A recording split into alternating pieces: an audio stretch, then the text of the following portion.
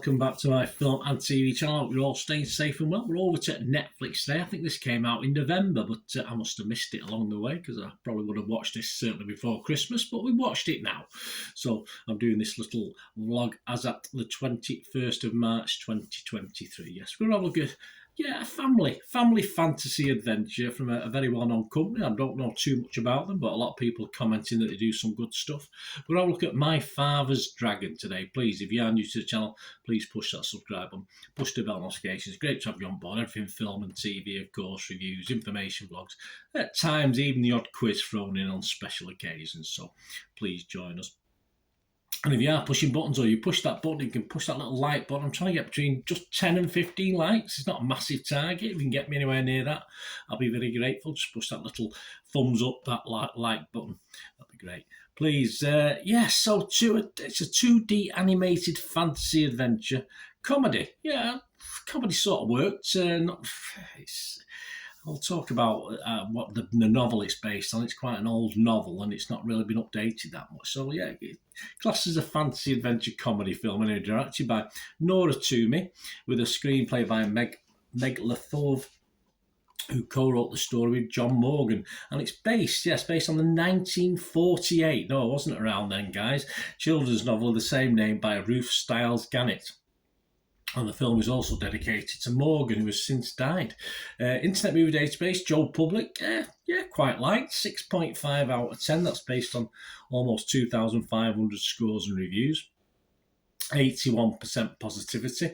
The Rotten Tomatoes audience, like it, 3.8 out of 5, 72% positivity. And the Meta users, not many of them, but they all like it, seemingly, because it's getting a 6.6 out of 10. Simple story. It's about Elmer Elevator. Yes, there's a narration from the daughter of Elmer Elevator, who's searching for a captive dragon on Wild Island and finds much more than he could ever anticipated. That's for sure, for an hour and 40 minutes or so. It stars the voices of Jacob Tremblay, Gator Matarazzo, Golshifteh Farahani, Diane West, Rita Moreno, Chris O'Dowd, Judy Greer, Alan Cumming, Yara Shahidi, Jackie Earle Haley, Whoopi Goldberg, and Ian McShane. So a good cast of voices. Oh, the skill is in identifying them, isn't it, when you watch these things? It was released on Netflix on November 11th after a limited theatrical release in Ireland, the USA, the United Kingdom and elsewhere on November the 4th. Yes, for Rotten Tomatoes, the critics, they like it. Yeah, 87% of their 68 critics are positive, so that's all good. 7.2 out of 10. 59 fresh and 9 rotten. John Nugent from Empire Magazine said, another smash from Cartoon Saloon. Yes, that's the guys I'm not too familiar with, but get a lot of credit for some other stuff they've done. At once heartily funny and heartfelt. With this and The Breadwinner, director Nora Twomey, who I have heard of, is now 2 for 2. There you go, well done, Nora. Wendy Hyde from The Observer in the UK said, while it lacks the lifting top note of Celtic folklore of other Cartoon Saloon pictures, it shares an absolute faith in the untamed magic of earth and sea. But there are exceptions. Stephen Nigun Scaife of Slant magazine said, the hot streak for Irish animation studio Cartoon Saloon cools with My Father's Dragon. Amy Nicholson from the New York Times said, it's one part doom cloud, one part squirting prank flower, an uneasy balance that's united only by stunning visuals which sweep the audience along even when the gags stumble. Yeah, I did think the humour was a bit more missed than hit. The consensus of the website, Rotten Tomatoes, My Father's Dragon will soar particularly high with very young viewers. Yes, I agree with that. But this animated adventure is something to offer audiences of all ages. Metacritic, the other critic site we look at, 74 out of 100.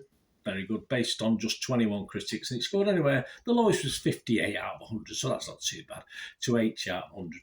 That's 17 positive and 4 mixed, but no negative, so that's a good sign. The Guardian's Benjamin Lee gave it 60 out of 100. He said, it all remains refreshingly and unusually old-fashioned, a gentle film aimed at the younger end of younger audiences that will also find the approval of those that much older.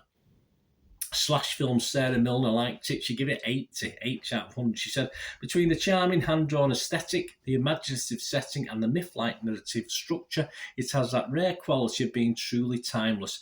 This is a film that could have come out 40 years ago and will feel as relevant generations from now as it does today. It could come out 60 years ago, couldn't it, really?